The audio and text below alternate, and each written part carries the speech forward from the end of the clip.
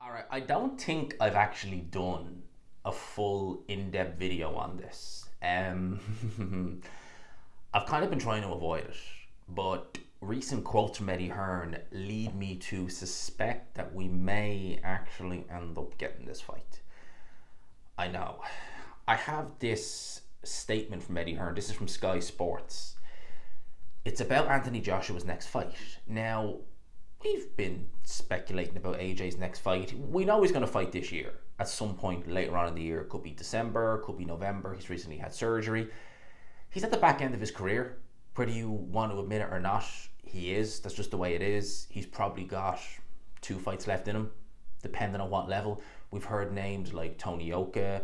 Jared Anderson was a name who was being, chucked around there a little bit, but that seemingly, died a death. Another name is Jake Paul, the problem child, and I kind of avoid speaking about this too much because I think most people know my stance on it. I don't particularly want to see Anthony Joshua in there with Jake Paul. And I guess when they were originally talking about it, I was kind of like, it's probably unlikely that it will happen. I think it was just maybe a bit of clout, on Jake Paul's end, because you got to bear in mind he's been calling out Canelo. There was a lot of talk the Canelo fight was near happening before Turkey Al Sheikh intervened, obviously the Crawford fight, etc., etc. But, he's mentioned guys like Canelo, he's mentioned guys like Alexander Usyk, Carl Usyk, etc. But you look at that and you just think, is it for show? Is it a bit for clout? He can't be genuinely serious, you would think, right? When I go back to this quote here from Eddie Hearn, and I'll read it here verbatim, it says, this bizarre world we live in. I think Jake Paul is absolutely the front runner to fight Anthony Joshua next. That's what it says there. He is the absolute front runner. He said that with Sky, and honest to God, I can't quite get over it. I really can't. The names we were hearing were Tony Yoka. I don't dislike the Tony Yoka fight personally. I just think it's a bit kind of meh. You can sell it as two Olympic gold medalists, one from 2012, one from 2016, but Yoka's done nothing. Like he's literally done nothing in his career. You look back at Olympians who've won gold at heavyweight. I mean, if they haven't had a stellar career like Audley Harrison, they've at least challenged at world level, unsuccessfully, but they've at least done that. Harrison did it. Obviously, AJ became, world champion. Some of them never turned pro because I think in '08 was it Camarel? Was it in '08 who won? But you know what I mean. Biggs challenged Mike Tyson, Tyrell Biggs all those years ago. He was fed to Mike. The Duvas cashed him out in that fight. Biggs was Tyrell Biggs had an interesting story. Not really much of an interesting career, but very interesting story for all the wrong reasons, by the way. All the wrong reasons. But yeah, Yoka's really done nothing. He had that kind of bit of hype when he turned over, beat the crap out of Dave Allen, and then subsequently didn't fail any PED tests or anything like that, but missed tests, which was suspicious, and he's never looked as good since. So when you look at that fight, you just think, look, it's not a great fight. AJ should win it, but it is what it is. It's maybe a confidence builder ahead of a possible Fury fight, maybe Fury 2 fight deal. You never know.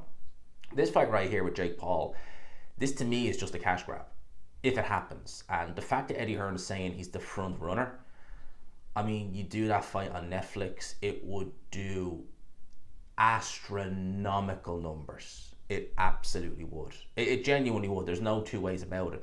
We might look at this fight and say, oh, good Lord, what the hell? People watching this video could look at this fight and say, oh, good Lord, what the hell? We don't want to see this. The casual fans will absolutely look at the way they lapped up Jake Paul, Mike Tyson. People, that was a nearly 60-year-old Mike Tyson who had to push the fight back. I think it was meant to be July last year when they originally went to fight. They ended up fighting in November. Had to push the fight back, right, to November due to health complications. Right? I think he was in a wheelchair come the month of July or June or July or whatever it was last year. And he looked shocking. Nevertheless, it did crazy views. The casual fans lapped it up. They loved it. Mike Tyson, even in the training footage, he looked awful. That was enough for me. I knew it was going to be what it was. But the training footage I was just like, what on earth was that? I guess the casual fans didn't give a damn. Did not give two flying you-know-whats. It'd be the same with this. This is a gross mismatch. Gross mismatch. In fact, when you look at these kind of gimmicky fights where it's, you know, cross promotional, or if it's a influencer YouTuber, although Jake Paul, he is a boxer, but he's more an influencer. You know, he's not Misfits, but you know what I mean. You get what I mean here. When you have stuff like that, it tends to get the casual fans just tuning in left, right, and center. To this day, my biggest live stream where I had the most concurrent viewers, which I think was over 1,000 viewers at one stage in the live, was when Fury fought Ngannou. Now, in reality, although that fight was competitive, largely down to Fury not really, you know, taking it serious, but you get what I mean. The fans just lapped it up. And even then, you know, you had people like The Pain Game, True Jordy and all that doing watch-ons. Didn't matter. Fans were just lapping it up, right? I think it'd be the same with this one. Do I give Jake Paul a shot at winning? Nope. Snowball has a better chance of surviving an hour in hell than Jake Paul does at beating Anthony Joshua. As diminished as Anthony Joshua may very well be, and I think he will be, Anthony Joshua is just, well, one, Jake Paul is not a heavyweight.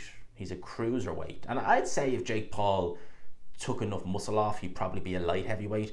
You got to bear in mind, Jake Paul 2 years ago, 2 years is not a long time, people. Not a long time at all. 2 years ago, Jake Paul fought Tommy No Fury, and he lost that fight. He got outboxed by Tommy No Fury. People, the idea that he could go and cause Anthony Joshua problems is just ridiculous. It really, truly is. But I guess at the end of the day, if you're someone like a Jake Paul, right? You look at this fight, no one's going to give him a sniff of prayer winning. So if he gets beaten and he gets knocked out, okay, he gets knocked out by Anthony Joshua. He's laughing all the way to the bank with millions and millions and millions and millions of dollars. Anthony Joshua likewise. He's going to the bank with millions of dollars. He's knocked out Jake Paul. Some of his fans will be like, see that? He's back. A bit like the Ngannou fight. I mean, the fact that he knocked out Francis Ngannou as devastatingly as he did, it had people thinking he could be Usyk now in the trilogy. It's like, what? I was like, excuse me. So he beats a guy in his second pro fight who's an MMA background, and now he beats Usyk in a trilogy? Make that make sense. It obviously doesn't. But for AJ, yeah, big payday, take literally no damage. AJ will treat it as such, he always does. He's a consummate professional. But he will make light work of Jake Paul. And my biggest worry would be AJ would take it easy on Jake Paul, and that he would maybe hold back and essentially, basically, you know, like a dad who's playing with his son. Like say a dad and the son are playing, you know, they like WWE, they're playing wrestling. The dad knows he's physically bigger and stronger than his son, right? He knows he can hurt him. So he knows, I'm going to win, but I'm going to try and not to hurt you. So I'm going to it's going to be like that. And, you know, if it gets too rough, it'd be like, you know, a father is just a little bit too rough, you know, playing with the son. Oh, crap, I hurt him. And, you know, that's what it'll be like. It'll be a mismatch. But, you know, for the bank balance of both fighters, it will be massive. If Jake Paul loses, which he almost certainly will, it's not going to hurt his reputation because you fought Anthony Joshua.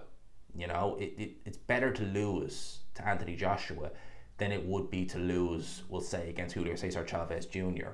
or, you know, Hasim Rahman Jr. Do you remember he was meant to fight Hasim Rahman Jr.? Better to lose against Anthony Joshua than someone like that, you know? But I still think the fight to make for Jake Paul is the Tommy No Fury rematch. Because I picked him first time and I'd pick him again this time. I still would. For AJ, make the Fury fight. You know, that's what I say, make the Tyson Fury fight. I'm sure Turkey he's done it before with Tyson Fury when he was not willing to fight Alexander Usyk. I'm sure he can do it again. I think that's what both guys should really be doing, going different paths. But if they do meet, God help Jake Paul. That's all I got to say on that one. Because he is never going to beat Anthony Joshua. Not in a million lifetimes will he beat Anthony Joshua. No way. And that's what I got to say about this. That's what I think. So that's my thoughts on it. Let me know yours. Eddie Hearn saying Jake Paul is the absolute front runner to fight Anthony Joshua. It's crazy. Absolutely crazy. Let me know your thoughts in the comment section below. I hope, as always, people, you enjoyed the video. Smash the like button if you could. Hit subscribe if you haven't already. And until next time.